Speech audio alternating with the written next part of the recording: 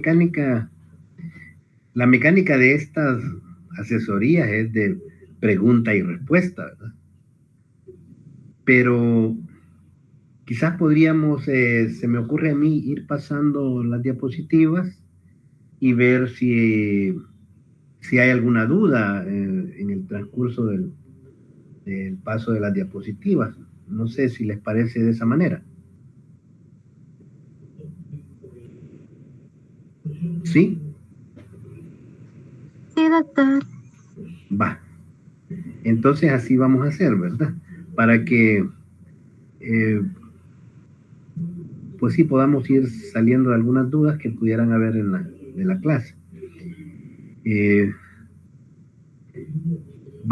Por ejemplo, ahí tenemos el caso, ¿verdad? El caso que yo les presentaba, de un caso real, ¿verdad? Que la consulta privada yo lo he visto, ¿verdad? Y ahí están los síntomas principales, que es consulta por resequedad el paciente lo dijo así, ¿verdad?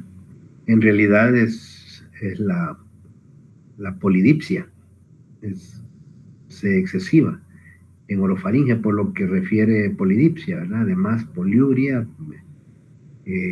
pérdida de peso, astenia, somnolencia, adinamia, que pues prácticamente es no tener ganas de hacer nada, ¿verdad?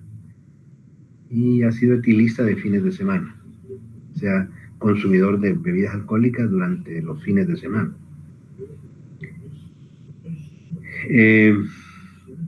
Al examen físico y presenta las siguientes características, ¿verdad? Siguientes datos: 160/90. Ahí, hoy la diastólica se toma como 85, quiere decir que ahí hay ya hipertensión, ¿verdad? Leve, pero ya lo hay. La frecuencia cardíaca, 90 por minutos, podríamos ver que está dentro de lo normal. Hay una circunferencia abdominal de 121 centímetros. Y yo les decía en la clase que lo normal es de 104, ¿verdad? Para el hombre, 102 prácticamente. Y para la mujer es de 85 a 90, lo más. Se observa acantosis en el cuello, el oscurecimiento de la piel, ¿verdad? Con engrosamiento. Prácticamente la piel se veía vellosa. Axilas e ingle, también ahí había acantosis. Una herida que no sanó rápidamente, ¿verdad? Y en el resto de sistemas pues no presentaba otra anormalidad. En los exámenes de laboratorio, 240 miligramos por decilitro en una glucosa plasmática en ayuna y una hemoglobina glicosilada de 7.1, ¿verdad? Bien. Después, las siguientes diapositivas son algunas instituciones u organizaciones que siempre están pendientes de dar indicaciones acerca del manejo de la diabetes, ¿verdad? Como aquí nosotros tenemos bastante influencia de la ADA, que es la Asociación Americana de Diabetes, ¿verdad? Y la OMS, que siempre también nos está dando algunos informes, más que todo de carácter estadístico, pero la ADA sí nos da pauta, ¿verdad?, para el manejo del paciente diabético. Entonces, y otra asociación que nos está ayudando bastante es la Asociación Europea de Diabetes, la Federación Internacional de Diabetes también, que es la que yo les decía en esa ocasión, que nos ha presentado un quinto tipo de diabetes, ¿verdad?, por malnutrición. Bien, el concepto, ¿verdad?, de diabetes, enfermedad metabólica crónica caracterizada por hiperglucemia. Es una definición que ha dado la OMS en el 2024, ¿verdad?, hace prácticamente 2 años. Eso. En general podríamos decir que la diabetes es un conjunto, en realidad, de enfermedades metabólicas, ¿verdad?, porque realmente se unen una serie de situaciones patológicas de carácter metabólico, que caracterizados todos por hiperglicemia. Todo ese conjunto de trastornos metabólicos están caracterizados por hiperglicemia y que resulta de defectos en la secreción de la insulina o de la acción de la insulina, ¿verdad? Más que todo cuando hablamos de la diabetes tipo 2, ¿verdad? Que hablamos de 3 características importantísimas de la diabetes tipo 2, como son el trastornos en la secreción de la insulina, ¿verdad? Déficit de insulina, resistencia a la insulina y la producción de glucosa hepática aumentada, ¿verdad? Por eso tenemos esta clasificación, esta clasificación en base a la ADA. La ADA nos ha dado esta clasificación de este año. Fue en este año realmente que dieron también esta clasificación. Ya la hemos manejado desde hace tiempo, ya hace varios años, pero la ADA cada año se encarga de confirmarla, ¿verdad? Por eso en esto nosotros no hemos puesto lo de la Federación de Diabetes Internacional de Diabetes, porque la ADA no ha considerado aún pertinente establecer un 5º tipo de diabetes. Entonces nosotros como departamento vamos a trabajar con estos 4 tipos, ¿verdad?, de diabetes. La tipo 1, que es de carácter autoinmune, una parte, y otra es idiopática, o sea, de carácter desconocido. La diabetes tipo 2, que es la que más nos toma tiempo, ¿verdad?, para explicarla. Y otros tipos específicos de diabetes donde están defectos genéticos de la función de la glándulas beta, defectos genéticos en la acción de la insulina, enfermedades del páncreas, pancreopatías, endocrinopatías, agentes químicos o tóxicos, los conocidos como xenobióticos, infecciones, formas poco comunes de diabetes inmunomediada, también hay algún tipo de estas que se presentan, y síndromes genéticos, ¿verdad? Síndromes genéticos como Down, Klinefelter, ¿verdad?, que pueden producirnos un tipo específico de diabetes. Y por último, la diabetes gestacional, ¿verdad?, que es la que se produce durante la gestación, no la que la madre ya podría haber tenido previamente, ¿verdad?, al embarazo, sino la que podemos descubrir nosotros a la semana 20, de la semana 20 en adelante, del embarazo, semana 20 del embarazo. Ahí tenemos las MODI, ¿verdad? He puesto ahí una diapositiva especial de las MODI, ¿verdad? Para prácticamente estas MODI son de carácter genético, ¿verdad? Todas son de carácter genético y todas tienen un gen que está afectado, ¿verdad? Que hay una mutación en un gen, por eso se dice que son enfermedades de tipo monogénicas. Monogénicas porque es un solo gen el que está afectado, siguen las leyes de Mendel, ¿verdad? Estas siguen las leyes de Mendel para transmitirse. Por ejemplo, la MODI1, el gen afectado es el gen del factor nuclear hepático 4.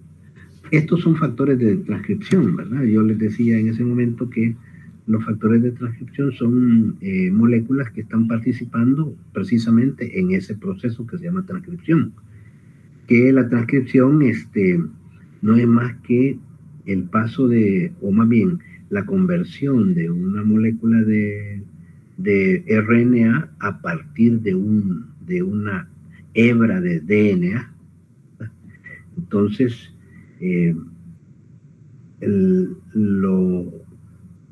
lo que constituye parte de lo que se llama el dogma central de la genética, que es la primera, es la replicación, que es formar un ADN a partir de otro ADN.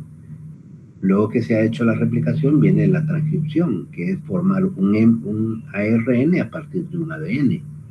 Esa es la transcripción. Entonces, todos estos factores que estamos ahí mencionando, factores nucleares,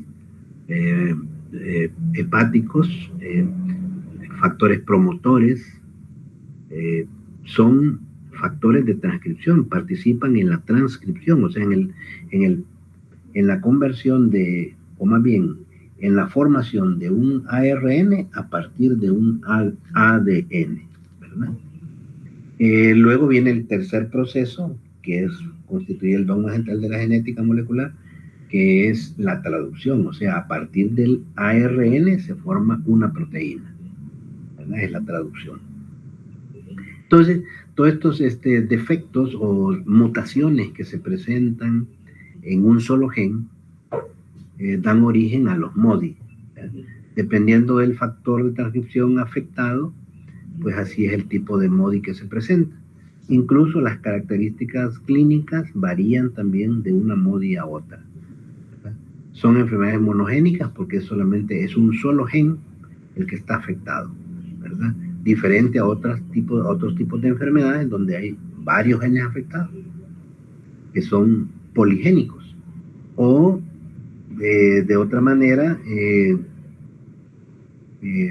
pueden haber también patologías que no solamente son poligénicas, sino que también multifactoriales. O sea, que ya no solamente tiene que ver los genes, sino también el medio ambiente, ¿verdad? Que está modificando o condicionando el aparecimiento de una de estas patologías, ¿verdad? Luego viene, ahí pues para que tengamos una idea, les puse esa diapositiva donde se están generando cada uno de los MODI, ¿verdad? Algunos en el núcleo, otros a nivel de citoplasma. Por ejemplo, el MODI 1 y MODI 3 son a nivel nuclear, el MODI 2 a nivel citoplasmático. Entonces, pero siempre en las células células beta del páncreas, ¿verdad? Vale. Ahí lo tenemos, ¿verdad?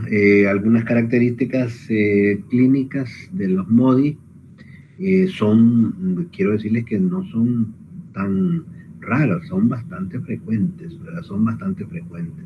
Incluso últimamente como que se está dando un alza en las estadísticas del aparecimiento de las MODI. Aparecen antes de los 25 años de edad. Ya se presentan prácticamente en la juventud, ¿verdad? Es una diabetes de tipo adulto de aparecimiento en la juventud.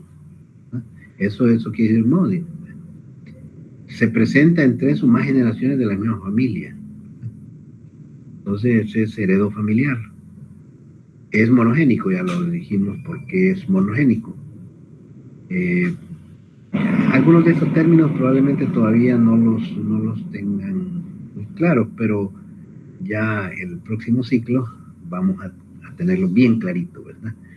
Son de herencia autosómica dominante, ¿verdad? Prácticamente hay un 50% de probabilidades de tener un hijo con diabetes de algún tipo de MODI, ¿verdad? O sea, es un porcentaje bastante alto. Ahora, la respuesta al tratamiento es buena, ¿verdad? Buena respuesta al tratamiento. Por lo menos en la mayoría de las MODI. Tal vez alguna habrá que sea bastante resistente, pero la mayoría son bastante susceptibles al tratamiento y a la dieta. Ahí tenemos, por ejemplo, en la siguiente diapositiva lo que ya habíamos mencionado anteriormente, ¿verdad? Que aparte de las MODI, otros tipos de diabetes se van a presentar también en defectos genéticos por la acción de la insulina. Hay diversos defectos que hay en la vía de señalización de la insulina, como vamos a verlo más adelantito, ¿verdad? Enfermedades del páncreas exócrino, ¿verdad? Ya mencionaba las pancreopatías, endocrinopatías, las inducidas por fármacos o agentes químicos, o agentes medioambientales, contaminantes medioambientales, los xenobióticos, por ejemplo, también están relacionados ahora con otros tipos específicos de diabetes. Infecciones, ¿verdad? Por el virus de la rubiola, puede causar de las parotiditis, los coxsackievirus, infecciones por coxsackievirus que son frecuentes a nivel de la faringe. Entonces, pueden causarnos otros tipos específicos de diabetes. Anticuerpos también contra el receptor de insulina, síndromes genéticos, ¿verdad? Ya mencionábamos Klinefelter, Down, por ejemplo, los más comunes. Turner también nos puede producir eso, ¿verdad? Hay bastantes síndromes genéticos con los cuales nos vamos a relacionar el próximo ciclo. Y en la siguiente diapositiva tenemos la clasificación internacional que nos ha dado la ADA y que la he tomado ahí de la medicina interna de Harrison, que la van a utilizar dentro de un par de años, ¿verdad? Están utilizando mucho, y ahí vean ustedes, pueden corroborar cómo las clasificaciones que nosotros hemos estado dando y las que ha presentado la ADA están en correspondencia con lo que Harrison, que es el texto de medicina interna, nos lo presenta, ¿verdad? Y ahí lo tenemos. Creo que sería redundante pues volverlo a mencionar. Pasemos a la siguiente, por favor.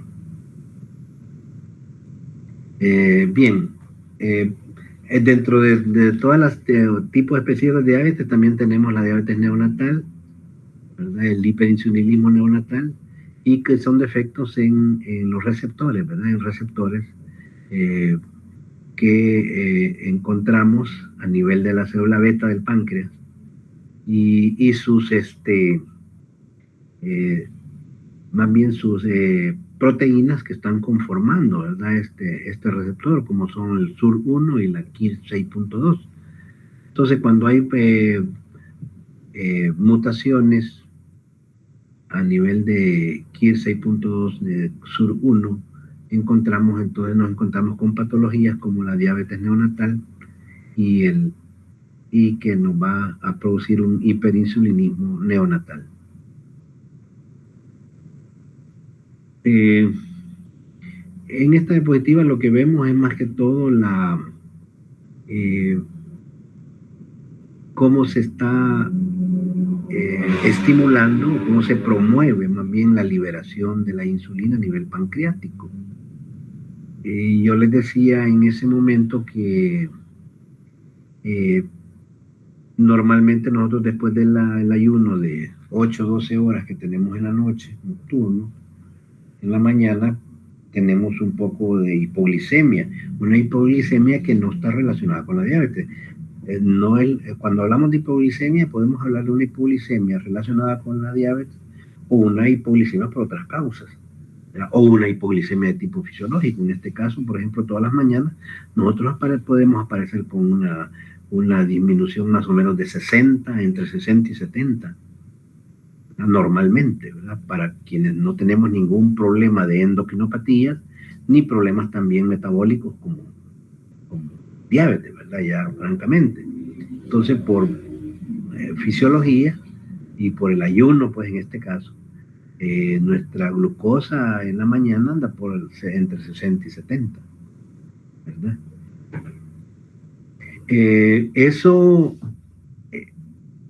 en ese momento nosotros estamos,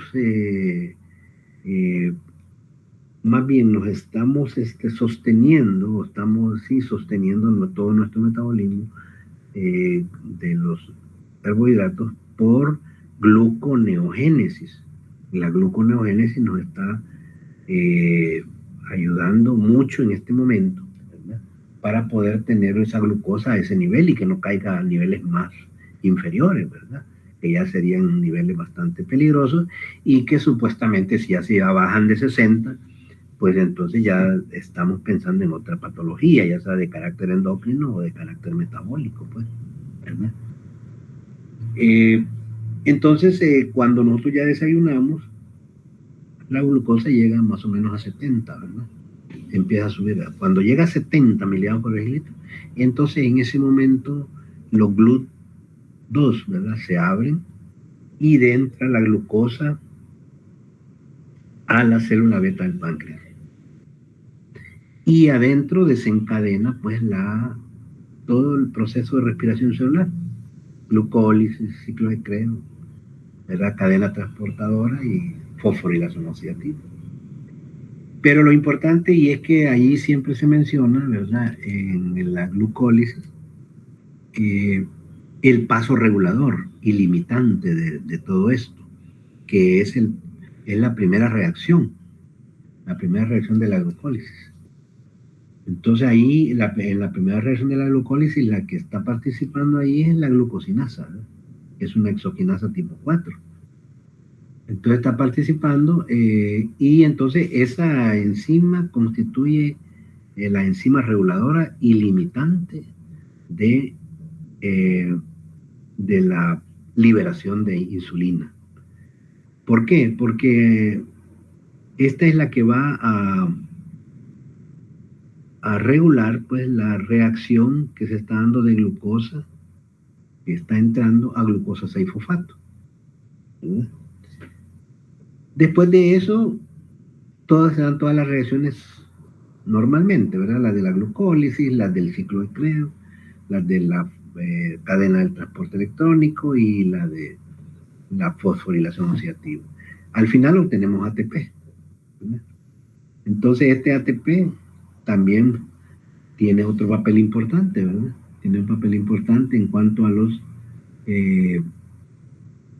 receptores, o más bien a los canales de potasio, ¿verdad? ¿Cuál es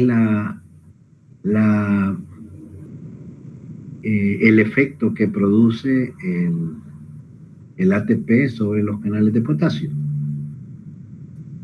Pregunto.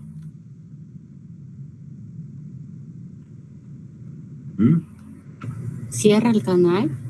Lo cierra, ¿verdad? Se cierran los canales, correcto. Sí. Se cierran los canales y entonces, ¿qué sucede después? Al cerrarse los canales de potasio.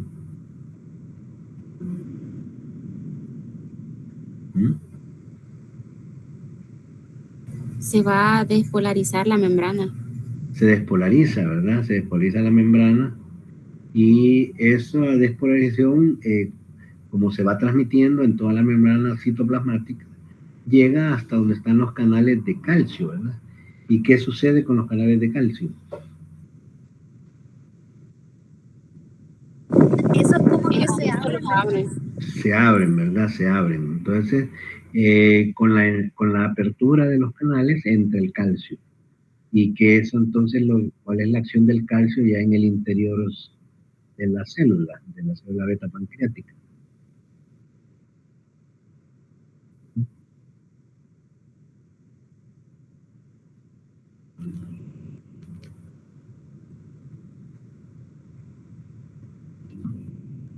¿Sí?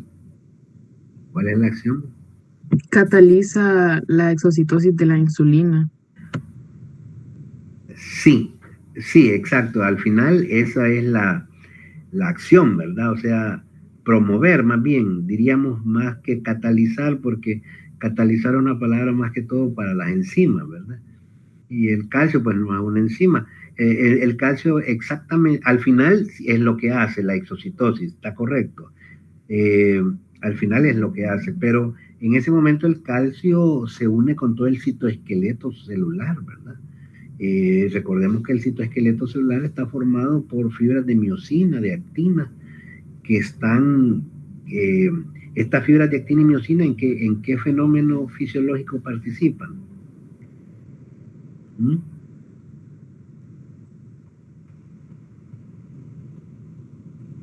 Si se recuerdan por su fisiología o biología, me imagino. En la contracción del músculo. En la contracción, ¿verdad? En el fenómeno de la contracción, correcto, así es. Entonces, eso mismo sucede aquí, ¿verdad? Entonces, eso es lo que ha sucedido, como ya la insulina se ha formado, ¿verdad? La insulina ya está formada por otro mecanismo y ya está empaquetada también la insulina. La insulina ya está empaquetada en ese momento cuando se da la apertura de los canales de calcio y entra el calcio y se une al citoesqueleto celular. Entonces ahí, en ese momento, se generan fenómenos de contracción. ¿Para qué? Para poder expulsar esas vesículas que contienen en su interior a la insulina con el péptido C, ¿verdad? Entonces, por fenómenos similares fenómenos contráctiles, diríamos, por fenómenos contráctiles o fenómenos semejantes a la contracción muscular, semejantes, ¿verdad? Quizá la palabra más exacta es fenómenos contráctiles que se dan con el citoesqueleto celular y el calcio. Si ustedes se recuerdan, en el fenómeno de la contracción muscular tiene un papel importante el calcio, ¿verdad? El calcio. De manera pues que aquí igual. Entonces, por esos fenómenos contráctiles que se dan, cuando el calcio se une con el citoesqueleto celular, que tiene actina y miosina, entonces se genera la expulsión de estas vesículas que contienen la insulina, estos gránulos de insulina. Entonces, eso es lo que llamamos el fenómeno de exocitosis, ¿verdad? Entonces, ya una vez se ha salido la insulina por exocitosis, esta insulina cae al torrente sanguíneo, ¿verdad? Torrente sanguíneo que la va a llevar a los sitios diana. Veamos la siguiente. Como lo lleva a los sitios diana, ¿verdad? Lo lleva a los sitios diana, entonces ahí encontramos en esos sitios dianas un receptor para la insulina, ¿verdad? Esta es una hormona peptídica que tiene un receptor específico, ¿verdad? Para captar, ¿verdad? La insulina. Entonces ahí se une la insulina a ese receptor, ¿verdad? Y el receptor es un... ¿cómo podrían describir el receptor de insulina? Eso creo que ya lo vieron en otra asignatura, me parece. Ahí lo podemos ver en la diapositiva, ¿verdad? Que tenemos ahí. ¿Cómo podríamos describirlo bioquímicamente, el receptor de la insulina?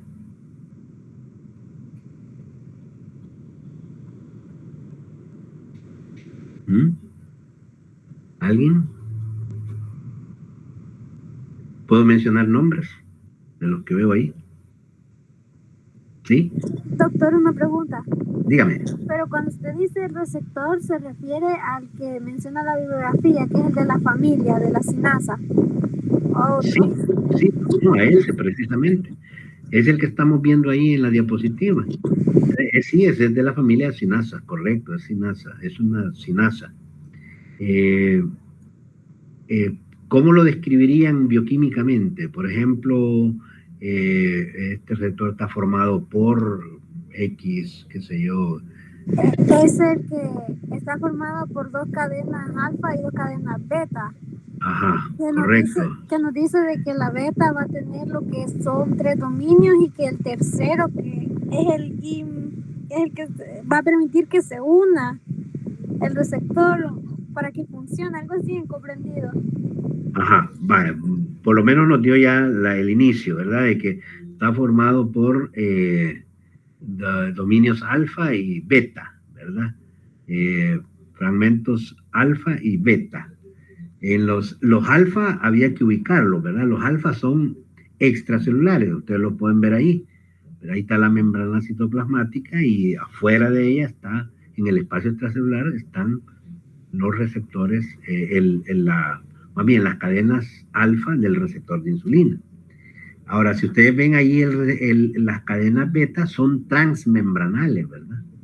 Porque están desde el exterior, pasan por el intermedio y llegan hasta el interior celular, ¿verdad? O sea, son transmembranales, son proteínas integrales, de tipo integral, ¿verdad? Están desde la parte extracitosólica hasta al citosol. Entonces, pero estas cadenas beta tienen una propiedad, más que todo sus dominios citosólicos. ¿Qué propiedad tienen estas cadenas? Cuando se une la insulina a las cadenas alfa.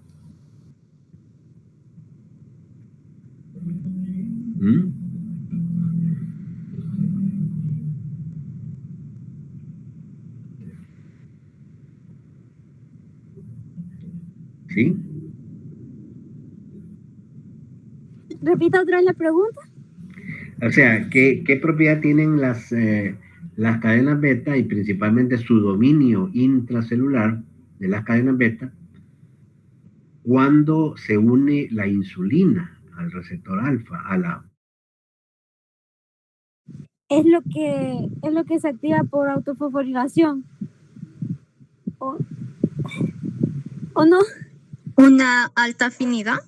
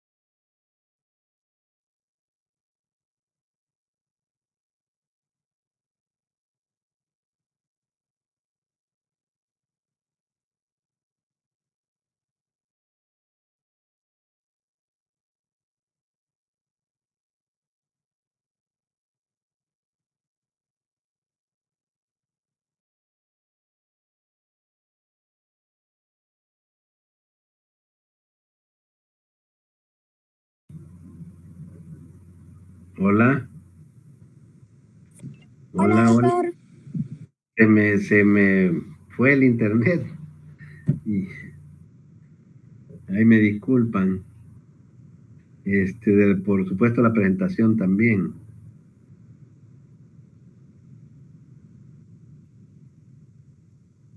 Vamos a ver si se puede. La compañera que nos estaba presentando.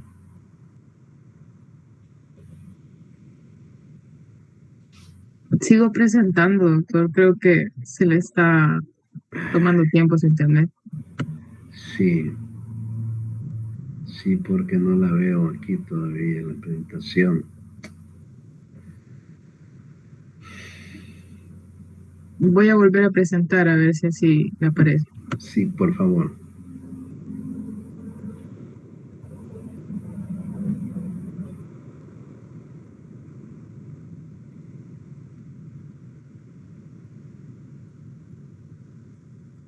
No. Ay, sí, hoy sí. Eso. Hoy sí estamos bien. Va. Sí, entonces estábamos en que preguntando, ¿verdad? La verdad es que lo que sucede es que el, el dominio citosólico de las cadenas beta tiene una propiedad que es tirosina-sinasa, por lo que al unirse la insulina en las cadenas alfa, se genera una autofosforilación. Es una autofosforilación como cruzada, ¿verdad? Los fosforilos de una cadena alfa se los pasa a la otra y viceversa. Entonces, se genera una autofosforilación.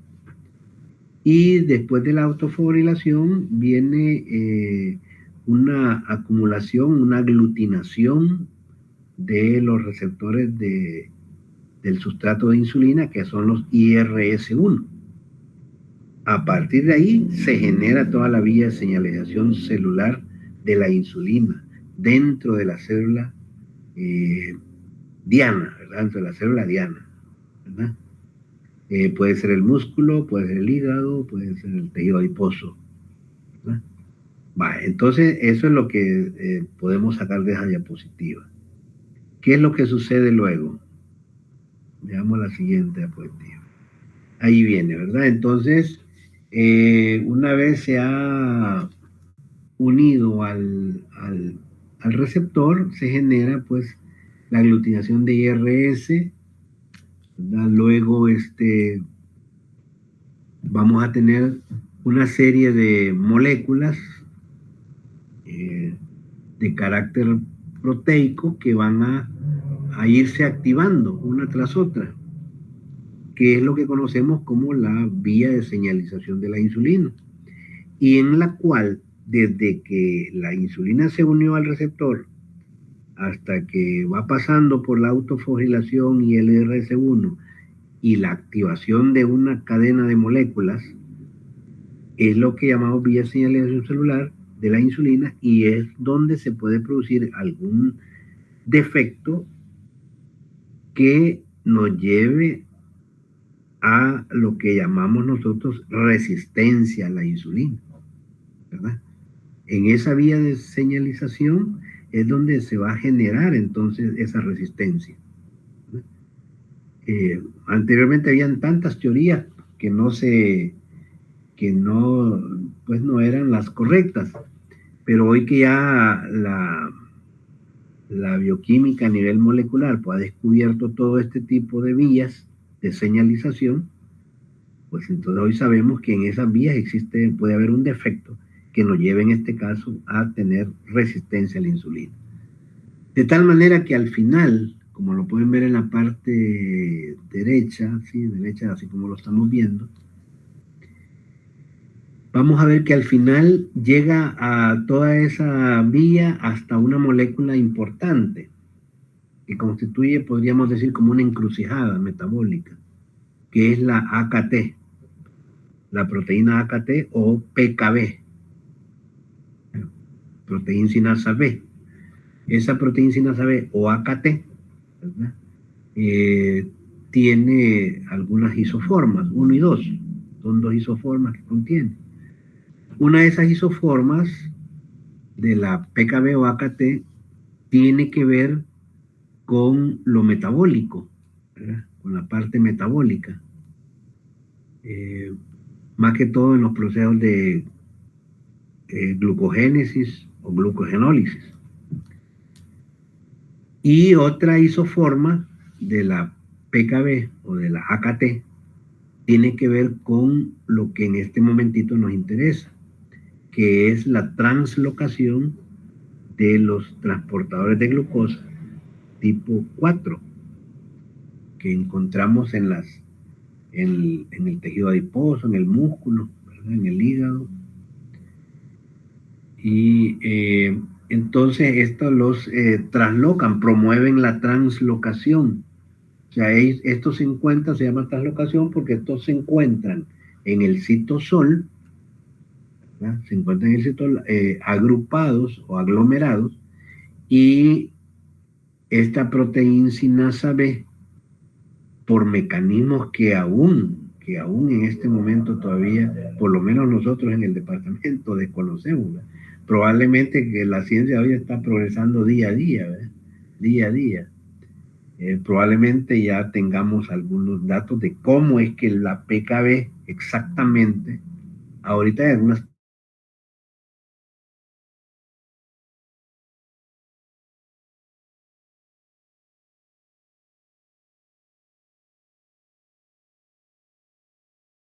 teorías, ¿verdad? Tal vez hablemos de esto. Pero hay algunas teorías en relación a cómo la PKB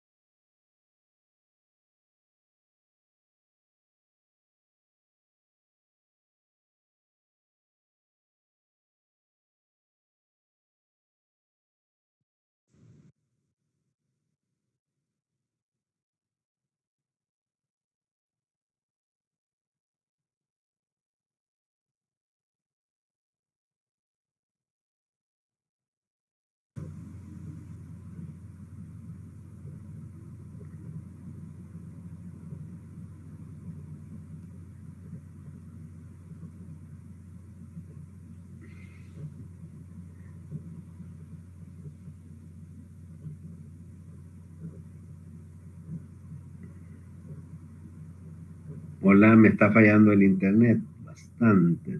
No sé qué me está pasando porque la verdad es que nunca me había dado esta falla.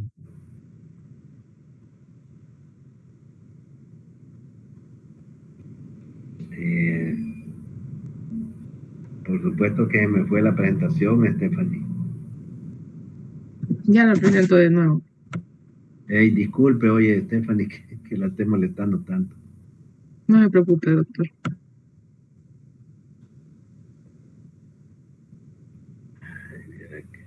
No sé qué me está pasando con esta, porque sí, ahí estamos. Vale. Yo creo que disponen de un tiempito más extra, ¿verdad? Porque la verdad es que, pues sí, el tiempo, ya, ya llevamos un buen tiempito y no hemos progresado mucho.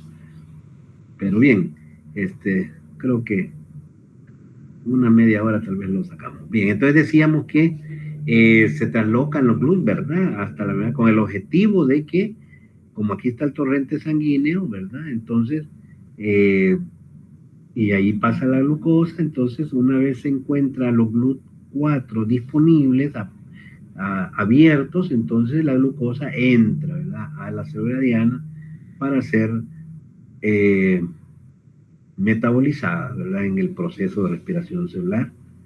Y entonces los niveles de glucosa pues en sangre se mantienen, ¿verdad? En lo normal, ¿verdad?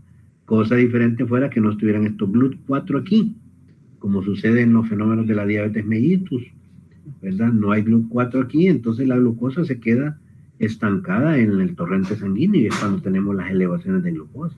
Entre menos GLUT4 tengamos aquí, más glucosa vamos a tener en la sangre, ¿verdad? Entonces es importante esto.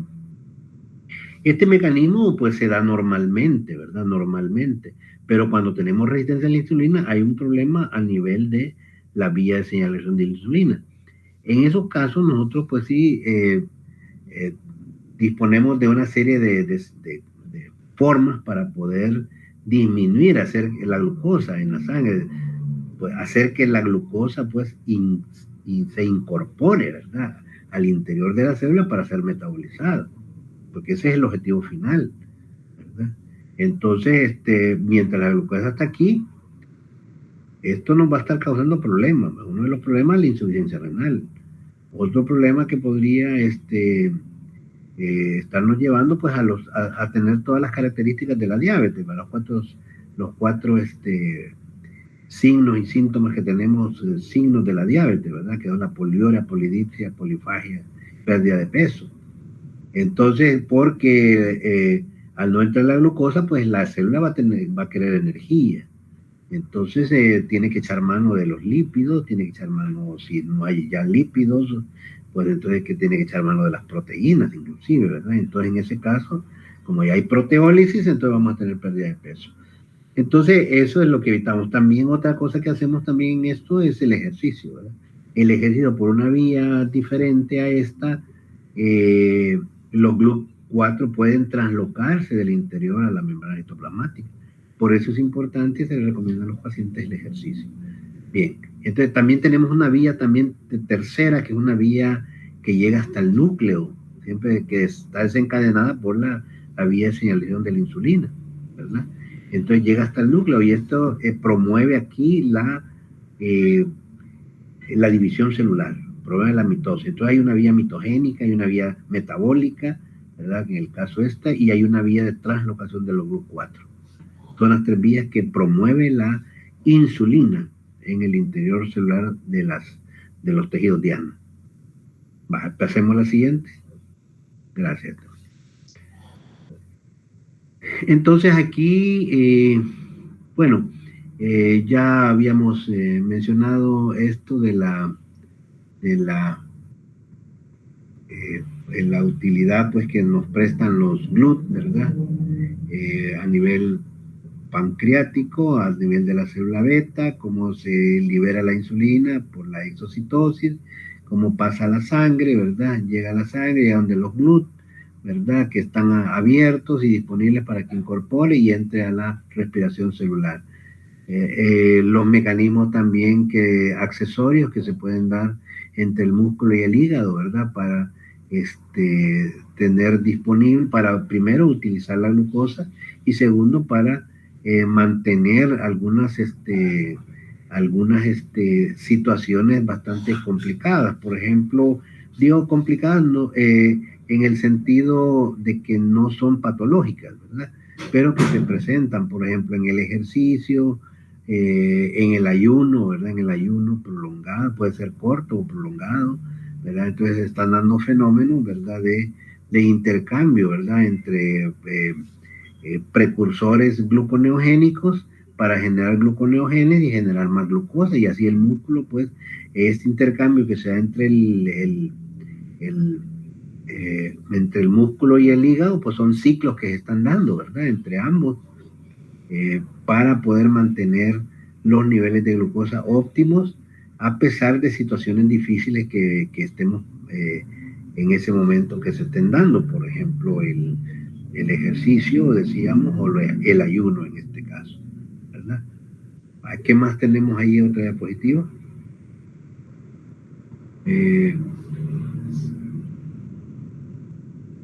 Bueno, quizás la de abajo, esta de aquí, eso. Sí, entonces aquí en este caso, pues la glucosa, ¿verdad? Que va a estar generándose, que va a estar entrando, más bien entrando a nuestro organismo,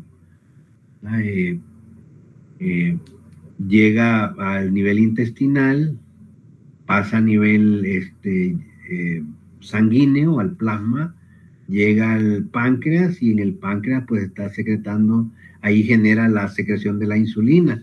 A nivel de plasma pues lo está llevando también a los diversos tejidos diana, adiposo, músculo, hígado, incluso a nivel cerebral, ¿verdad? Recordemos que el cerebro se le dice que es glucodependiente, ¿verdad? ¿Por qué se le llamará al tejido nervioso central, el sistema nervioso central, del cual el cerebro es el representante importante, se le dice que es glucodependiente? Pregunto.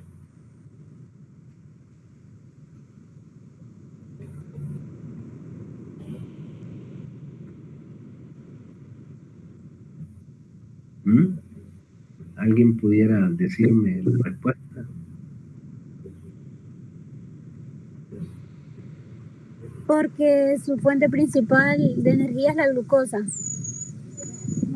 Sí, fíjense que yo la pregunta esta la hago siempre porque la respuesta pareciese un poco como obvia casi, ¿verdad? Como, pues, glucodependiente, que depende de la glucosa, como me está diciendo Génesis, me contestó, ¿verdad? Pues sí, utiliza la glucosa, pero si nos vamos al resto de tejidos, vamos a ver que todos los tejidos utilizan glucosa. Entonces a todos les llamaríamos glucodependientes.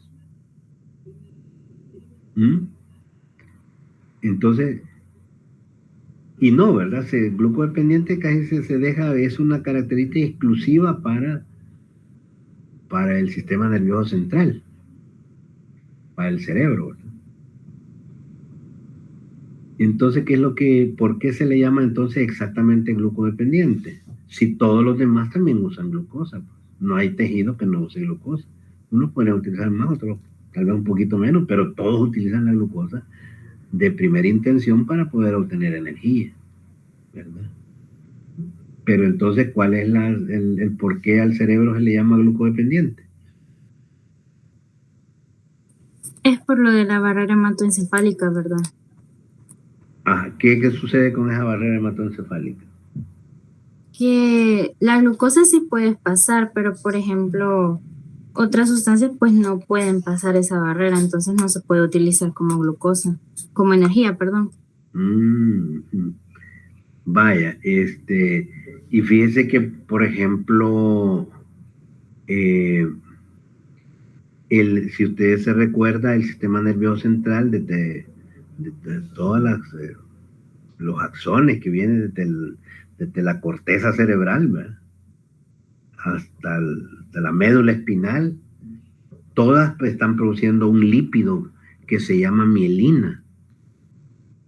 ¿Cómo creen ustedes que podría formar ese lípido complejo?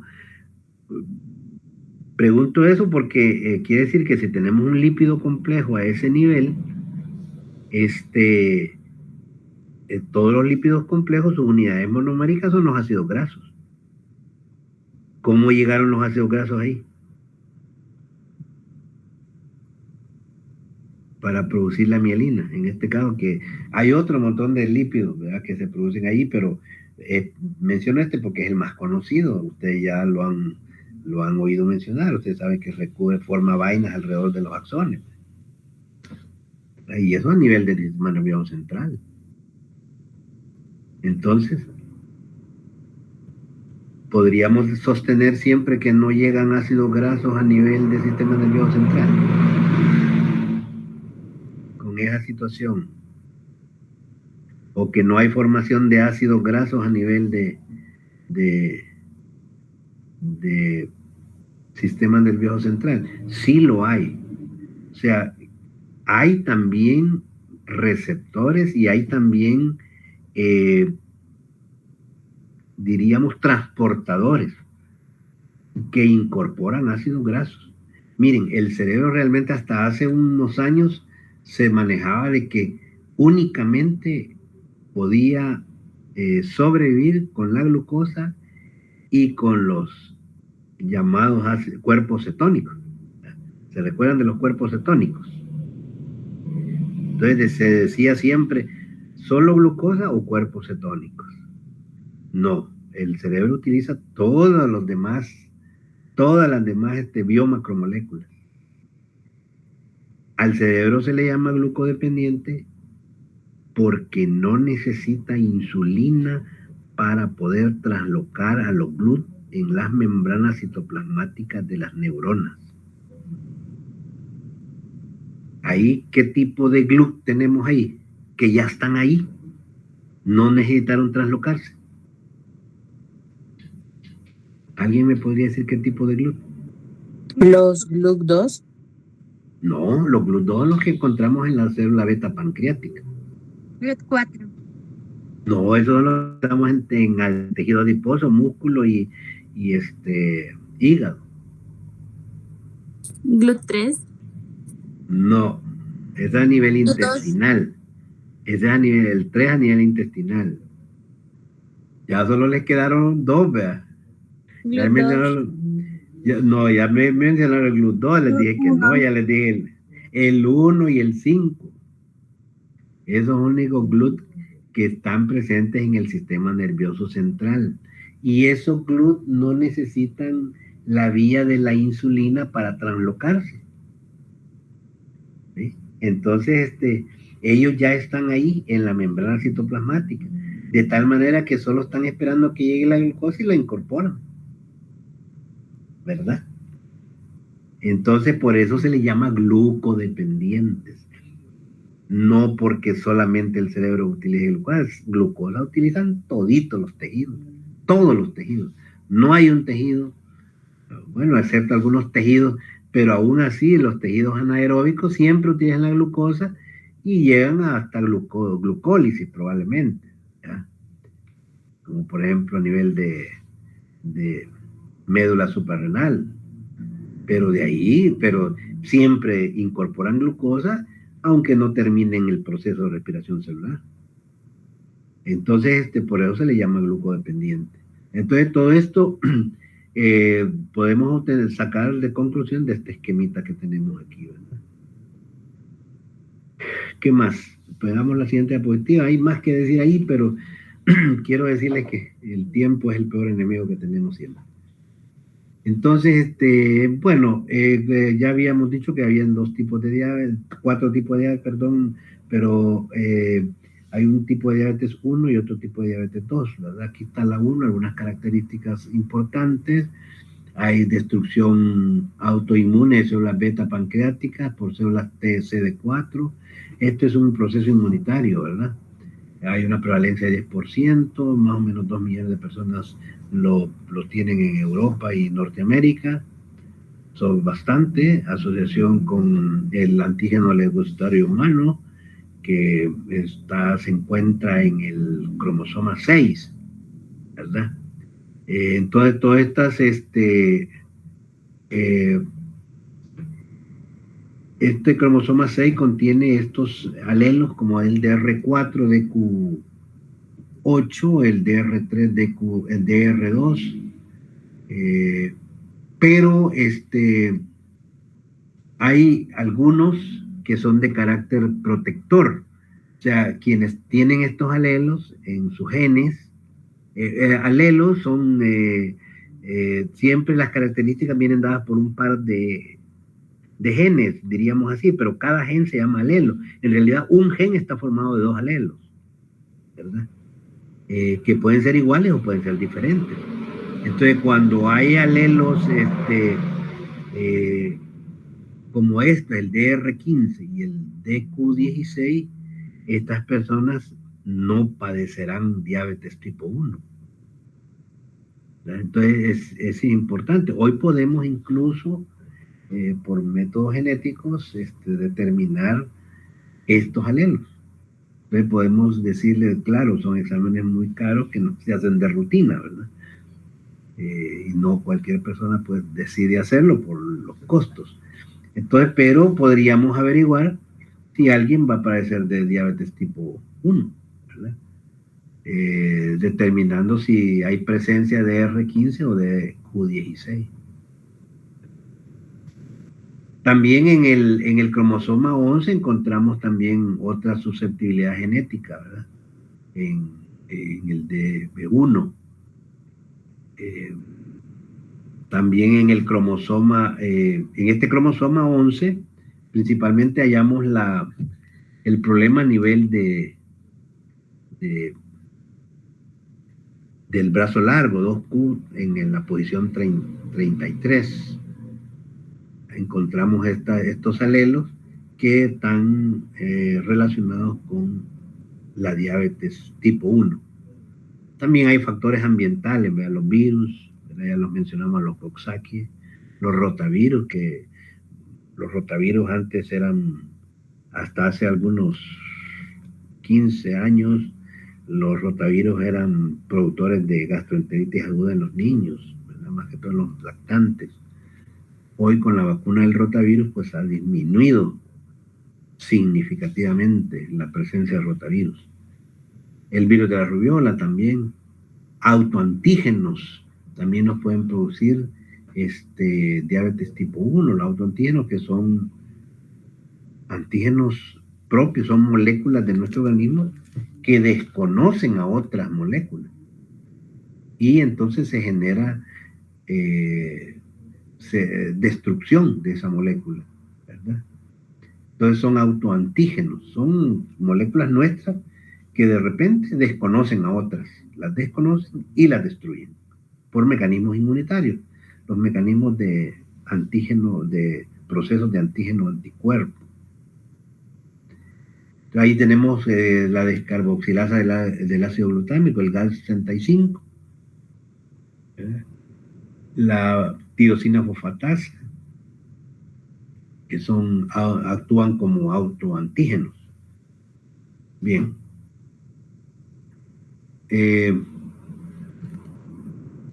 Ahí tenemos representado más o menos cómo se da la diabetes tipo 1, ¿verdad? La diabetes que no es idiopática, porque hay una tipo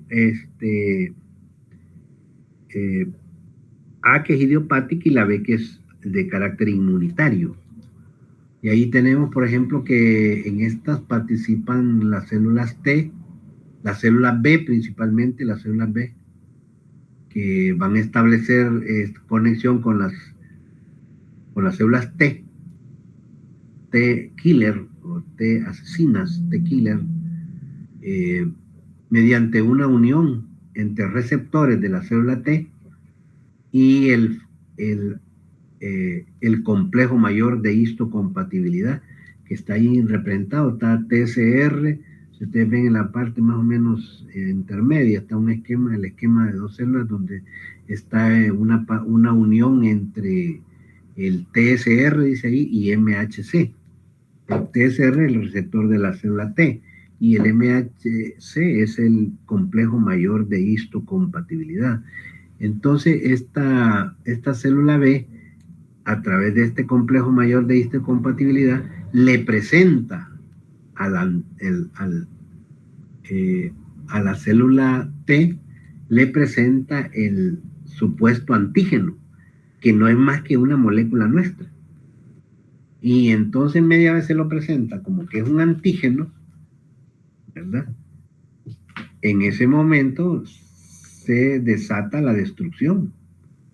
Y ahí viene la destrucción a través de las células T, que hay varios tipos de células T. Las principalmente conocidas son las CD4 que están participando aquí y las CD8.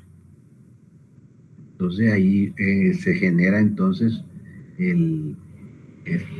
esta destrucción. Entonces así es como se destruye el supuesto antígeno, que realmente es una molécula nuestra, ¿ya? Por ejemplo, puede tomarse como antígeno el islote de Ligand en su totalidad. Entonces, los autoanticuerpos contra los islotes de Ligand generan este proceso, le presentan en la célula B, le presentan al islote de Ligand como un antígeno. Y entonces viene la célula T, este es un antígeno, es un cuerpo extraño. Entonces lo destruye. Y ahí viene la destrucción a través de las células TCD4. Es lo que podemos sacar de esa diapositiva ahorita. A todo esto son pasadas las 8. Igual, eso es lo mismo que tenemos en la anterior diapositiva. No, es lo mismo. Aquí, igual, aquí se presentan algunos autoanticuerpos contra la insulina, ¿verdad? Contra el GAL, contra la tirosina fosfatasa, ¿verdad? Y la misma manera que se actúa, como ya les dije, el mecanismo es presentar la molécula como antígeno, se la presenta en la célula B a la célula T, se lo presenta a través del MHC y al TCR y luego se genera la destrucción. Doctor, una pregunta. Dígame. En dado caso, a nosotros en el examen nos digan, mencione uno de los autoanticuerpos que se encuentran en la diabetes mellitus tipo 1, tendríamos que poner alguno de esos, ¿verdad? Sí, contra los GAD, contra la tirosina fosfatasa, contra los islotes de Langerhans, contra la insulina, ¿verdad? Eso. Así es. Ahí para presentar cómo son los estados que se presentan en la diabetes, ¿verdad? ¿Qué estados se van presentando?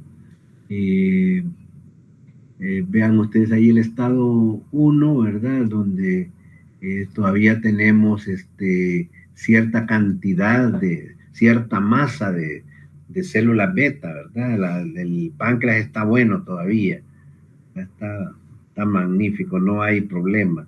Pero de repente empieza la destrucción, ¿verdad? Porque se ha convertido en un antígeno, ya sea los islotes de Langerhans o se convirtieron en antígenos otras moléculas, ¿verdad?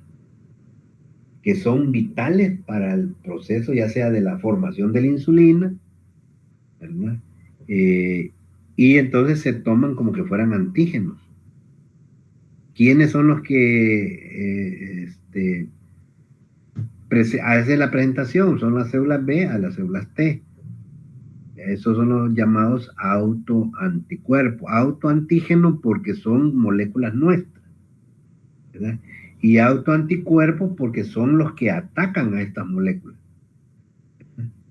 Recordemos que, bueno, todavía tal vez no, ustedes no lo han visto eso en inmunología, pero porque todavía, o no sé si ya vieron algo relacionado, pero siempre que llega un antígeno a nuestro organismo, entra, puede ser un virus, una bacteria, lo que surgen primero son los anticuerpos. ¿Para qué? Para tratar de neutralizarlo. Entonces se forman complejos antígeno-anticuerpos. Entonces lo neutralizan. En otra manera, de otro modo, lo que hacen puede ser activar a las células B para que presenten este antígeno, las células T asesinas y lo destruyen de manera citotóxica. Entonces, eso es lo que... pero aquí, como son moléculas nuestras, las que salen a querer defender son autoanticuerpos. Y los antígenos supuestos son moléculas también nuestras, entonces son autoantígenos. ¿Verdad? Entonces ahí la masa va disminuyendo. Al final, pues, tenemos que la masa, ya en la diabetes mellitus, la masa celular del páncreas ha disminuido, ¿verdad?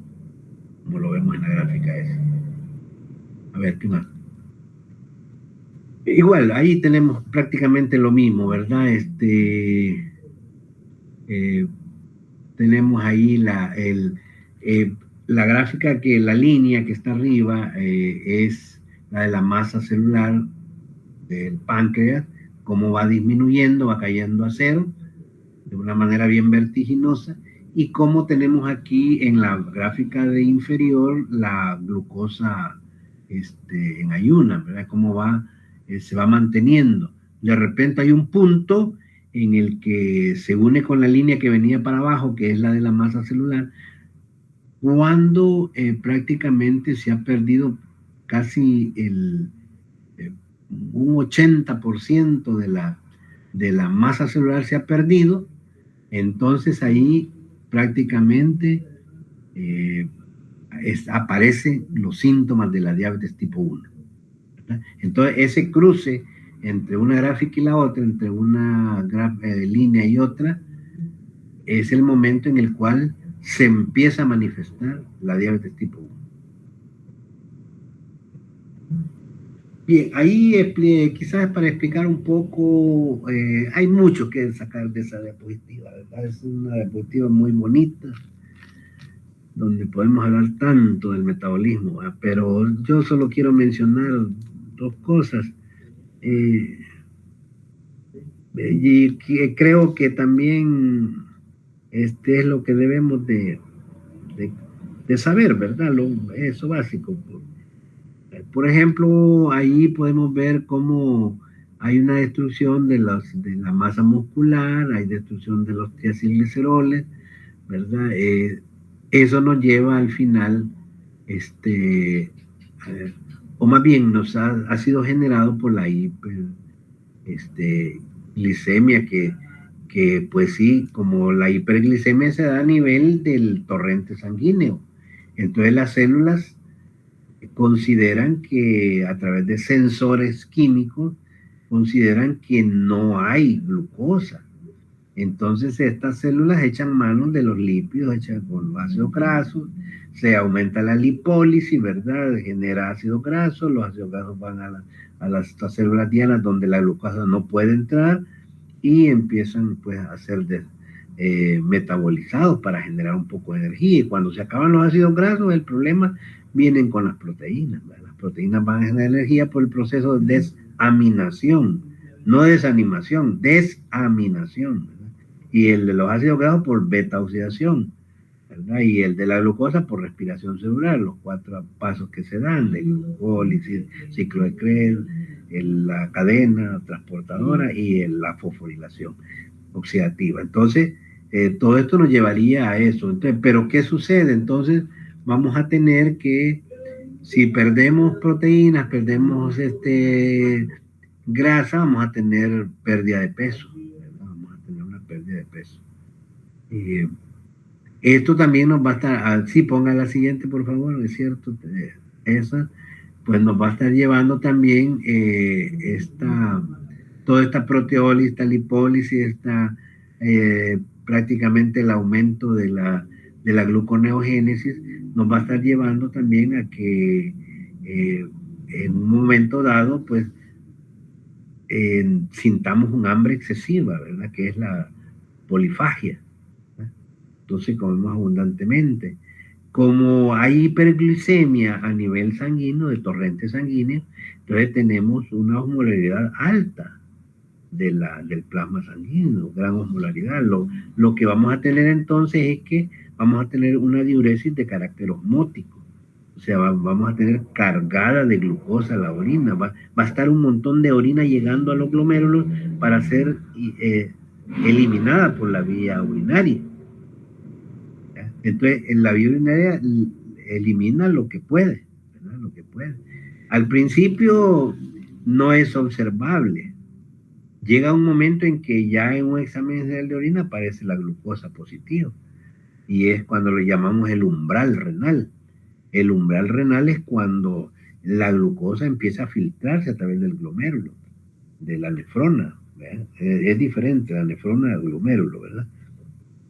Entonces, el glomérulo es parte de la nefrona. Entonces, cuando ya hay destrucción de la membrana basal glomerular, entonces la glucosa puede estar saliendo ya, no normalmente. Normalmente nosotros tenemos una filtración de glucosa, pero es normal la cantidad de glucosa que estamos filtrando.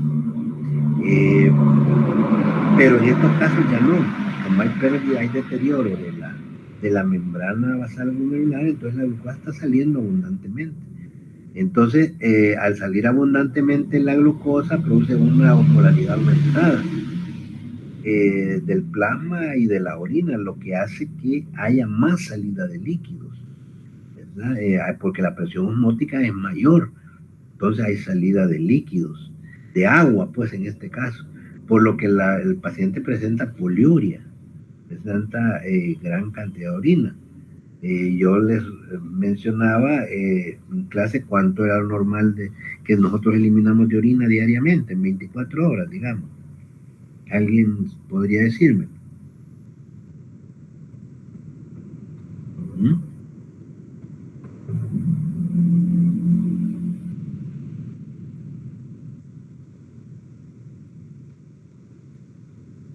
¿Sí? O pregunto yo, ahí con los nombres que me aparecen en pantalla.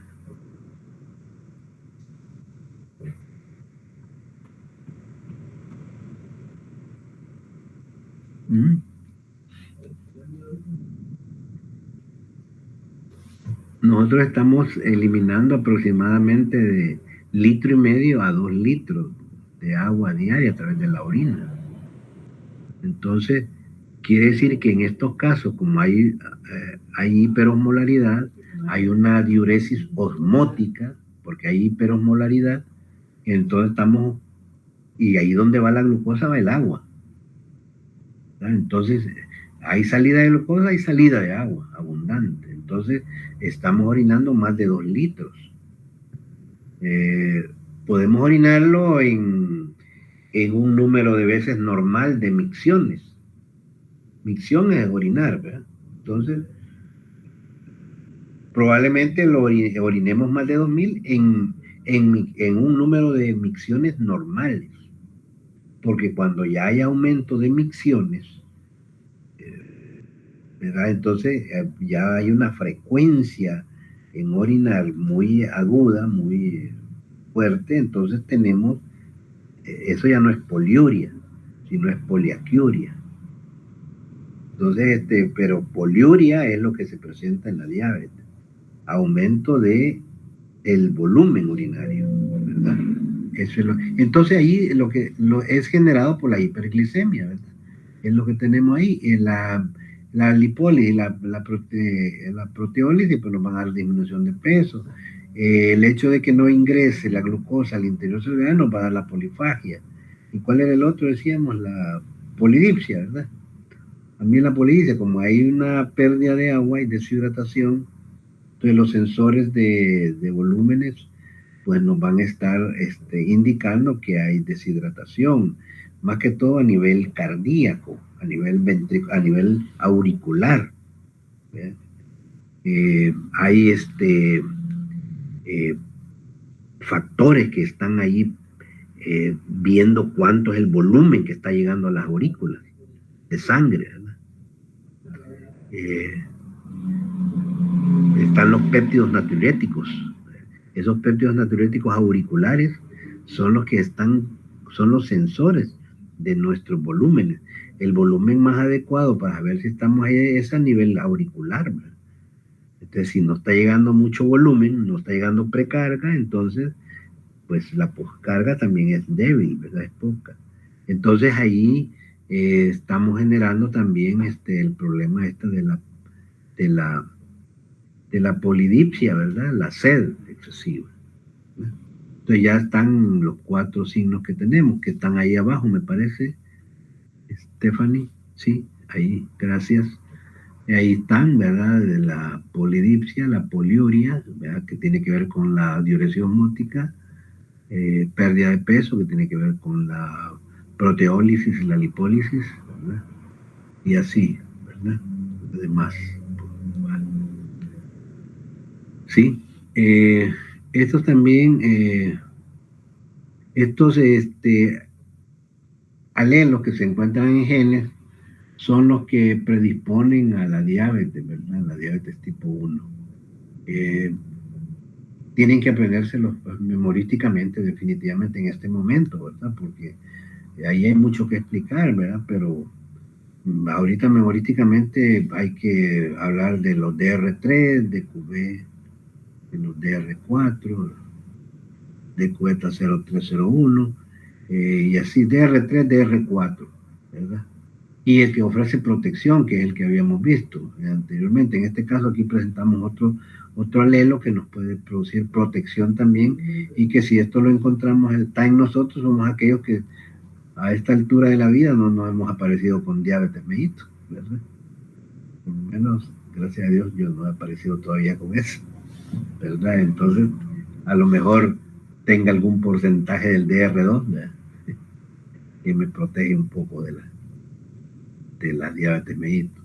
Y así, el HLE, pues una subregión, ¿verdad? Es un alelo, es una subregión de un gen, ¿verdad? De un gen que está en un cromosoma determinado, ¿verdad? Recordemos que los genes son fragmentos de ADN, fragmentos de ADN del cromosoma, ¿verdad? En un cromosoma podemos encontrar, más en la genética vamos a ver todo eso, nos vamos a dar gusto viendo ahí, estudiando cómo un cromosoma, que es un enrollamiento bien fenomenal del ADN, ¿verdad? Cada fragmento de ADN que está ahí es un gen, ¿verdad? Porque hay, claro, los fragmentos tienen que ver con el origen de alguna característica, ¿verdad? Del organismo. Entonces estos son subregiones, son fragmentos o alelos de un gen que están en un cromosoma. ¿Qué más? Ahí viene lo de los autoantígenos, ¿verdad? Eso, ¿qué moléculas pueden ser o convertirse en un autoantígeno? Autoantígeno porque son moléculas propias que no tienen por qué ser señaladas como autoantígenos, ¿verdad? Pero que de repente un autoanticuerpo las desconoce y dice, no, esto no es nuestro, es una molécula extraña, y las detecta como autoantígeno. En la diabetes tipo 1, la insulina, imagínense qué terrible esto, de que la insulina sea detectada como autoantígeno. La descarboxilasa del ácido glutámico, el GAD, más que todo la de tipo 65, la tirosina fosfatasa, el transportador de zinc 8, ¿verdad? Transportador 8 de zinc. ¿Qué más? Y ahí viene alguna descripción de cada uno de estos, ¿verdad? De los anticuerpos contra la carboxilasa del ácido glutámico, o sea, los anticuerpos anticarboxilasa, los anticuerpos antiterosina fosfatasa que están abajo, vienen algunas características, y así he puesto de varios, los autoanticuerpos contra la insulina, ¿verdad? Características también de ellos. Hay una forma precoz de detectar diabetes, ¿verdad? Hay un estudio genético que se puede hacer, ¿verdad? Con la genotipificación del antígeno leucocitario humano para ver si hay alelos protectores o solamente trae alelos pues que van a causar el problema al final de la diabetes tipo 1. Eso, ¿verdad? Y ya los mencioné, los anticuerpos anti-islote, también me quedaba eso, los anticuerpos anti-islote de la EREN, ¿verdad? O sea, todo el islote puede ser considerado como un antígeno y un anticuerpo atacarlo, como lo detecta como antígeno, lo ataca un anticuerpo. Y se lo va a presentar a la célula B y la B a la T y se va a dar la destrucción. ¿Qué más hay? Quiero ver aquí. Bueno, son también características, ¿verdad? De los mismos autoanticuerpos. Creo yo que eso es más memorístico, ¿verdad? Veamos las siguientes. La insulinoresistencia es la base de la diabetes tipo 2. Algunas características de este tipo 2, ¿verdad? Ahí tenemos, bueno, en el caso de la insulina resistencia, medir la insulina es bastante complicado. En la gemelaridad existe casi un 100% prácticamente. O sea que si un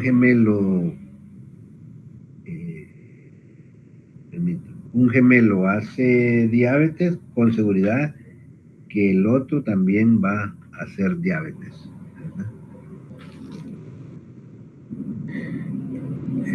Ahí para tener las características de la diabetes tipo 2, ¿verdad? Que ya les mencionaba las características típicas, ¿verdad? Fisiopatogénicas de la diabetes tipo 2, la resistencia a la insulina, la excesiva producción de glucosa hepática y el deterioro o déficit de producción de insulina. Son las 3 características básicas. Por favor, apréndanse eso porque se me puede ocurrir preguntárselo, ¿verdad? Vale. Si nos vamos ahí, vamos a ver que ya encontramos los defectos en las vías de señalización que hay en la insulina, y por lo cual nos va a dar una de las características importantes que forman parte de la fisiopatología de la diabetes tipo 2, ¿verdad? Y además también nos va a caracterizar pues a esta diabetes tipo 2, ¿verdad? Y ahí tenemos, por ejemplo, que el punto real de esta resistencia a la insulina también lo constituye el AKT, ¿verdad? La AKT. Aquí prácticamente son las dos isoformas, la 1 y la 2, ¿verdad? Las que están generando un trastorno en la vía de la señalización de la insulina, y por lo que entonces se generan como diferentes puntos donde la glucosa puede incorporarse o puede ser rechazada inclusive, ¿verdad? O no activar, pues, en este caso, si se une la insulina a su receptor, no activar la vía de señalización. Ahí la diapositiva es bastante clara en eso. Ahí tenemos los AKT, ¿verdad? En ese óvalo que está ahí, después de haberse dado toda la señalización de la insulina, que la tenemos en el lado izquierdo y en el lado derecho.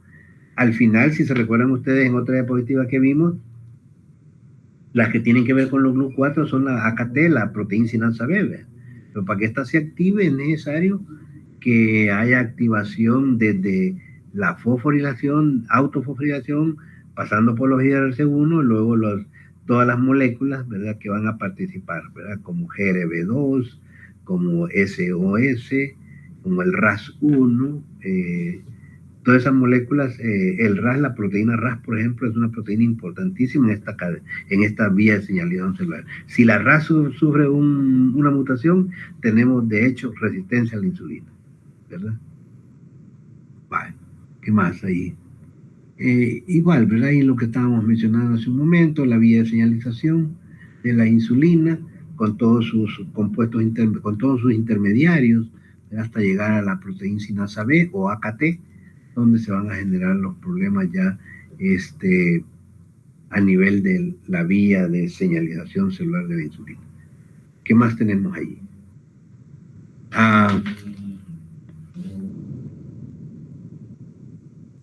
Pienso que tenemos ahí una serie de factores importantes, ¿verdad?, que son como factores de riesgo.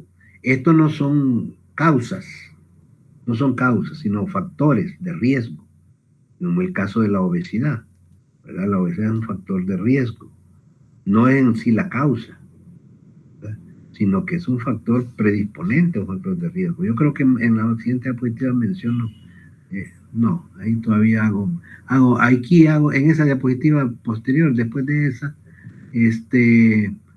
hago mención nada más de la vía, ¿verdad?, que de la vía de señalización de la insulina, que están los puntos donde puede estar afectado, ¿verdad? Ahí, por ejemplo, ya tenemos la vía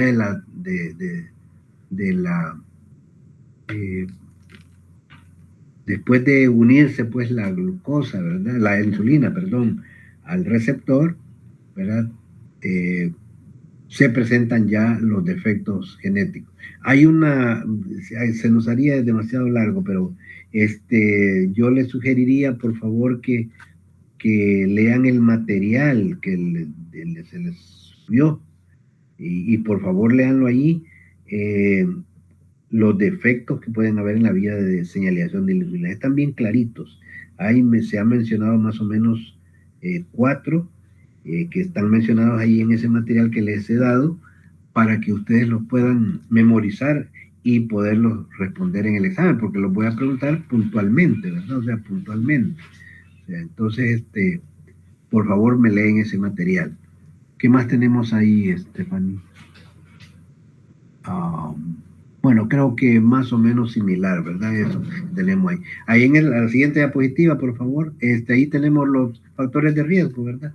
Todos son factores de riesgo que debemos de tener, como antecedentes familiares, que si la familia ha padecido ya de diabetes, la obesidad, muchas veces el sedentarismo también puede ser un factor predisponente, ¿verdad?, el sedentarismo. La raza o etnicidad, pues, ¿verdad? Por ejemplo, en nuestro medio es abundante, ¿verdad? Tal vez no por raza como tal, sino por nuestros estilos de vida, ¿verdad?, que tenemos aquí en el país, por ejemplo, ¿verdad? Con nuestra alimentación principalmente, ¿verdad? Que desayunamos, que almorzamos, que cenamos, casi, diríamos que casi que el 60%, 70%, me atrevería a decir, son carbohidratos, ¿verdad? Entonces, estamos ahí en el caso de algunos trastornos de la glucosa previamente identificados, ¿verdad? Que, por ejemplo, haya llegado la glucosa a más de 100, esté entre 100 y 126, ¿verdad? Problemas con los lípidos, ¿verdad? Por ejemplo, el síndrome metabólico, ¿verdad? En el síndrome metabólico también son patologías, son síndromes metabólicos que están predisponiéndonos, o que incluso pueden ser el resultado ya de una diabetes mellitus tipo 2. ¿Qué más? Bueno, igual, ahí tenemos, sí, igual la diapositiva de la hiperglicemia, ¿verdad? Cómo se está generando, ya hemos hablado, y ahí mencionamos algunas, ¿cómo se llama? Algunas vías metabólicas que se pueden presentar, ya sea aumentadas o disminuidas en esta vía de la insulina, o en su hormona contrarreguladora, que es el glucagón, ¿verdad? En el glucagón algunas de estas vías se favorecen, ¿verdad? Y en otras se inhiben. Por ejemplo, solo un ejemplo, digamos, porque es también hablar bastante aquí en esta. Bueno, hablemos de, por ejemplo, los lípidos, ¿verdad? La insulina,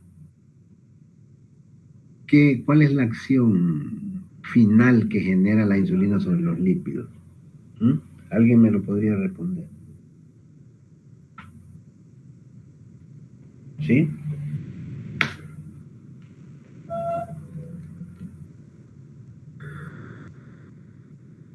A ver.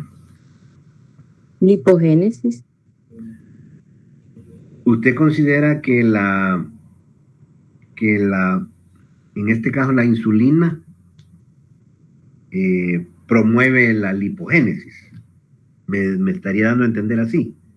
¿Podría yo pensar que esa es su respuesta, que la insulina promueve la lipogénesis?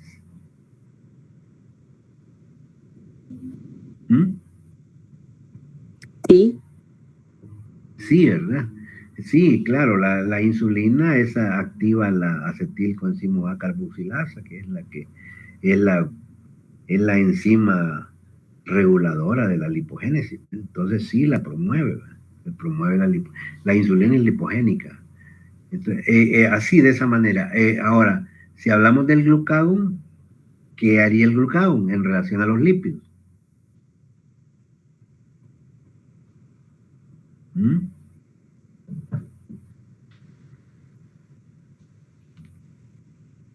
A ver.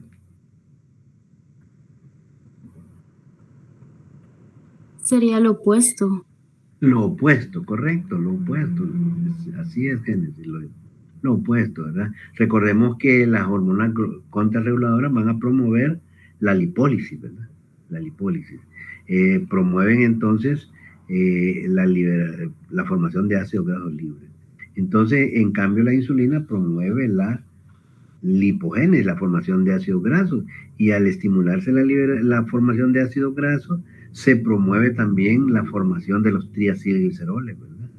¿Ya? Porque recuerde que en la molécula de glicerol se van a ir uniendo los ácidos grasos hasta formar triacilgliceroles. Entonces ahí más o menos, ¿verdad? Con esa diapositiva. ¿Qué más tenemos ahí? Igual, ¿verdad? Hay otros procesos que se están dando ahí que también por favor los leen ahí, porque eso es memorístico. Bueno, ahí teníamos un poco lo de la acantosis, ¿verdad? Los papilomas que se presentan. La acantosis es lo más común, ¿verdad? La acantosis nigricans en el cuello, en la axila, en la ingle. ¿Qué más? Otras moléculas que también se han identificado y que participan en la diabetes tipo 1, ¿verdad? Como la molécula de zinc, del transportador de zinc 8, ¿verdad? Entonces también hay ataques contra esta molécula, ¿verdad? Y tenemos problemas también, ¿verdad? De aparecimiento de diabetes tipo 1. ¿Qué más ahí? En ese cuadro creo que ya vienen lo de los exámenes, me parece, ¿verdad? Sí. La medición de la resistencia a la insulina. Aquí en nuestro medio solo podemos preguntar dos, ¿verdad? El OMA-IR, el OMA-IR o el CLAM, pero el CLAM es un examen muy costoso, ¿verdad? Costoso económicamente, me estoy refiriendo, por lo que el CLAM aquí, si acaso se hará en el seguro no lo hace el CLAM, pero hay laboratorios privados que sí lo hacen. El del centro diagnóstico, por ejemplo, lo hace, ¿verdad? El CLAM, pero es sumamente caro. Entonces, aquí el que más se usa es el OMA-IR, así que traten de aprenderse los valores de OMA-IR, ¿verdad? Para que pues puedan ponerlos adecuadamente si es que lo preguntamos. De hecho, me parece que los preguntamos, la fórmula del OMA-IR la preguntamos en un corto, me parece, de una discusión. Lo pregunté ahí, pregunté el del examen más común, no puse ni siquiera el examen OMA-IR, sino que el más común, y yo siempre les he recalcado que el más típico para medición de la resistencia a la insulina es el OMA-IR, Y es el que hacemos aquí. Nosotros siempre pedimos en nuestros pacientes en la consulta privada el OMAIR, ¿verdad? Entonces, apréndanse por favor esos valores, tanto para el denominador 22.5, ¿verdad? O el 405, dependiendo de las unidades, ¿verdad?, que estemos utilizando. ¿Qué más ahí? Ahí están, bueno, de OMAIR, ahí están, ¿verdad? Ahí está lo del OMAIR, ya hemos hablado un poco. Veamos otra diapositiva, porque hoy sí ya me salí un poco del tiempo, ¿verdad? Bueno, creo yo que estas diapositivas ya van más en relación a lo metabólico, más bien a los signos y síntomas de carácter metabólico que se están presentando en esto. También aquí hay una participación importante de unas hormonas que se llaman incretinas, ¿verdad? Las incretinas tienen un efecto muy importante, ¿verdad? Como las incretinas están siendo producidas en el intestino, ¿verdad? En el intestino, por favor, les voy a suplicar que se aprendan de las incretinas, cuáles son las incretinas, las dos más importantes, dónde se están produciendo, en qué tipo de célula exactamente, si es en la célula L o en la célula K, qué región del intestino, por favor, háganme caso, por favor, apréndanse eso, se los sugiero, ¿verdad? No lo voy a mencionar aquí para que ustedes lo vayan a leer y se lo aprendan, ¿verdad? Porque no vaya a ser que se me ocurra ponerlo, ¿verdad? Vale, ¿qué más ahí tenemos? Bueno, con el diagnóstico de laboratorio, miren, esos valores son importantes que se aprendan. El valor normal lo podemos preguntar en milimoles o lo podemos preguntar en miligramos por decilitro.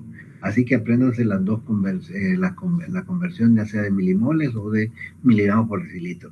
Tanto de la normal como de la prediabetes, que es el segundo que está ahí, prediabetes, o la diabetes ya establecida, ¿verdad? Los criterios diagnósticos también es importante. Miren, aquí nosotros los criterios diagnósticos que más utilizamos así ambulatoriamente en la consulta privada, yo lo que más dejo son glucosa plasmática en ayuno. A menos que un paciente que tenga sus posibilidades económicas, le dejo hemoglobina glicosilada, ¿verdad? Entonces apréndanse por favor esos con sus valores. Porque los otros, bueno, los síntomas clásicos de diabetes son importantes, pero por ejemplo la glucosa postprandial o ya otro tipo de exámenes que vamos a ver, la tolerancia a la glucosa, por ejemplo, esos solamente son intrahospitalarios. Apréndanse eso, que solo son intrahospitalarios, ¿verdad? Vale, ¿qué más ahí? Bueno, las pruebas, ahí tengo un resumen de las pruebas que tenemos. Después de eso vienen un resumen de cada una de las pruebas, que sería demasiado. Primero, permítanme, la de arriba, esa, se las he puesto porque es la más común, ¿verdad? Hoy todo el mundo en el mundo de la diabetes, ¿verdad? Por supuesto, los pacientes pues andan su glucómetro, ¿verdad? Y andan pinchándose el dedo, ¿verdad? Para ver cómo está la glucosa. Entonces, la glucemia capilar. Ahí hay algunas características de esa glucemia capilar que yo he puesto ahí. ¿Qué más en la otra? Digamos ahí, por favor, Stephanie. Ay, disculpe, Stephanie, que la esté molestando tanto. Oye, y luego tenemos la determinación de glucosa en suero, ¿verdad? Y ahí vienen los métodos comunes, ¿verdad? Glucosa plasmática en ayuno, por el método de glucosa oxidasa, ¿verdad? O el método de la hexoquinasa. Cualquiera de los métodos ahí ya es cuestión de laboratorio, ¿verdad? Lo importante es que se aprendan los valores, ¿verdad? Y la clasificación entre normal, prediabetes y diabetes mellitus, ¿verdad? ¿Cuánto es el valor que consideraría a partir de diabetes? ¿Consideraríamos diabetes mellitus una glucosa plasmática en ayuno?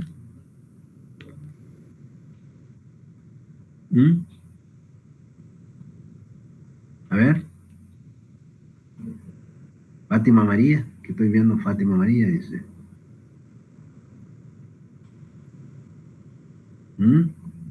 Catherine, pues.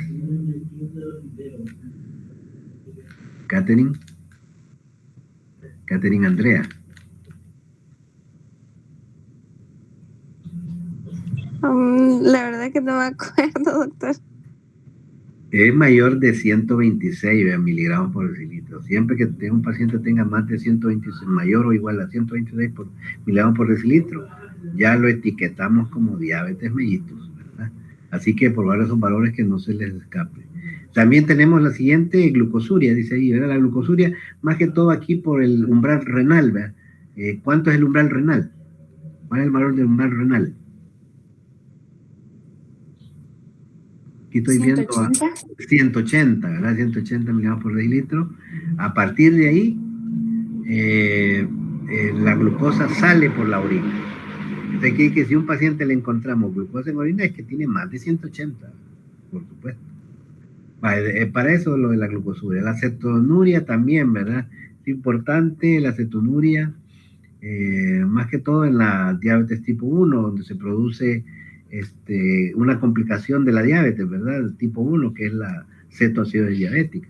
En la diabetes tipo 2, el estado hiperosmolar es no cetósico. Entonces no podemos hablar de cetonuria. Luego tenemos la hemoglobina glicosilada, que incluso la hicimos, se las presenté en un laboratorio de hemoglobina glicosilada, ¿verdad? Donde se manejan 3 tipos de hemoglobina glicosilada, la A1A, A1B y A1C, ¿verdad? Entonces, la 1C es la que se presenta casi en el 97%, y solamente en un 2-3% corresponden a las otras, de tal manera que la más indicada es hacer hemoglobina A1C, ¿verdad? Pero también se puede tomar el valor de A1 total, o sea, las 3, incluyendo. El que yo les presenté en el laboratorio era de la total, ¿verdad? Que también tiene valor diagnóstico, por supuesto, yo les di los valores de diagnóstico, ¿verdad? Ahí, ¿verdad? Pero los que más se manejan, los de la A1C, que ¿cuáles serían? A ver, si me los dicen rápidamente. Aquí veo a Damari, Delmi Paola, a ver.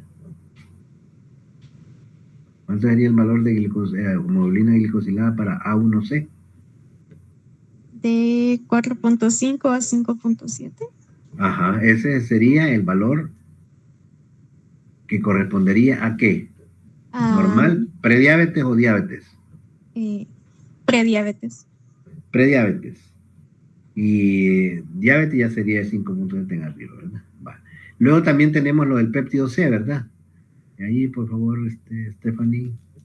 El péptido C, ¿verdad? El péptido C, que también es importante porque la importancia de todo esto es que nos mide la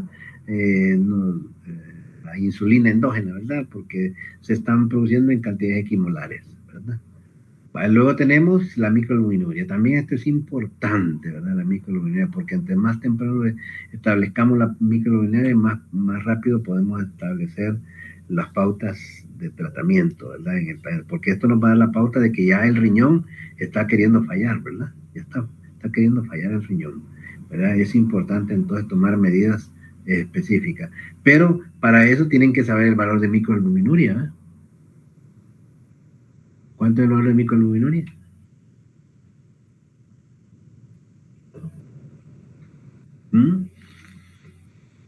Bueno, lo buscan por favor, porque son datos que por lo general siempre se ponen en el examen, ¿verdad? La creatinina también, ¿verdad? La creatinina, recordemos que la creatinina resulta de la deshidratación de la creatina o de la liberación de los fosfatos del fosfato de creatina. Entonces la creatinina es una creatina anhidra, ¿verdad? Esta también, ¿verdad? Es importante que la midamos. ¿Hasta cuánto es el valor normal de creatinina en sangre? ¿Alguien sabe?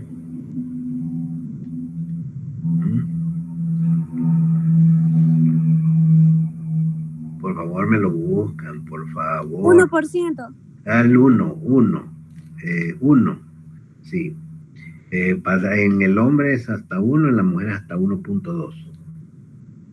La prueba de tolerancia a la glucosa, les decía que esto se puede, ahí tiene su técnica, ¿verdad? Pero esto solo se hace en intrahospitalaria. ¿Qué más? Ahí el testo Sullivan, que es para la prueba de embarazo, para una prueba de embarazo, eso más bien se hace en el embarazo, de la semana 20 en adelante, ¿verdad? Para demostrar que hay diabetes gestacional, ¿verdad? Ahí tienen también valores que se enfrentan a 1 hora, a 2 horas, 3 horas, ¿verdad? Del testo Sullivan. ¿Qué más? ¿Qué más? Bueno, ahí creo que tenemos bueno, una serie de circunstancias, de situaciones, de condiciones, diríamos, patológicas que se pueden presentar en la hiperglicemia y algunas pautas terapéuticas, ¿verdad? Que se pueden generar. En cuanto a las pautas terapéuticas, más que todo, nosotros no preguntamos así exactamente, pues, qué medicamento vamos a utilizar, por eso lo van a ver en Medicina Interna 2, ¿verdad? Pero sí, por ejemplo, a nivel de qué condición patológica actúa, por ejemplo, actúan los análogos de las incretinas, o por ejemplo los secretagogos, ¿verdad? Todo eso, ahí sí, ¿verdad? Entonces, por favor, apréndanse de eso de esa manera. ¿Qué más aquí? Ah, bueno, entonces, ¿alguna pregunta que se quieran hacer ahorita? Si no, pues, Doctor, última pregunta. dígame, dígame. Fíjese que en el otro material de también diabetes se nos daban valores, ¿verdad? ¿En Que cuál otro material? Disculpe, Stephanie. en el de la clase 10. Ah, ya, ajá. También se le Entonces, tiene, sí, bueno, cuando se vieron complicaciones de la diabetes, ¿ves? exacto, exacto. Entonces ahí Ajá. pues imagino que estos valores de microalbuminuria son en la prueba, porque en el otro material nos decían como valores de cuándo es microalbuminuria, que sería de 30 a 30 miligramos 24 horas. Entonces ahí, si nos llegan a preguntar la prueba, serían estos. Sí, sí, claro, eso, sí. Sí, eso sería. Es que la otra es por minuto, es que también depende de las, ¿cómo se llama? De las unidades. Porque la que me acaba de mencionar es de 24 horas y hay una por minuto. Entonces ahí puede variar, varían, no es que puedan, varían los valores, ¿verdad? Entonces, ahí establezca, ahí tiene que deben de tener cuidado en qué valores estamos utilizando, si por minuto o por 24 horas, ¿verdad? Porque los valores son diferentes. Entonces, pero siempre es microalbuminuria, ¿verdad? Al final son equivalentes, ¿verdad?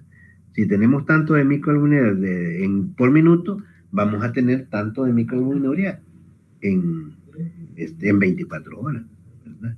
Entonces, es eso, hay que tomar en cuenta las unidades, ¿verdad? Ok, ¿Algo más? gracias, doctor. No, ya sabe, ¿verdad? Bueno, yo le agradezco mucho, Stephanie Esmeralda, que me haya ayudado a pasar estas diapositivas, ¿verdad? Les agradezco a todos su atención.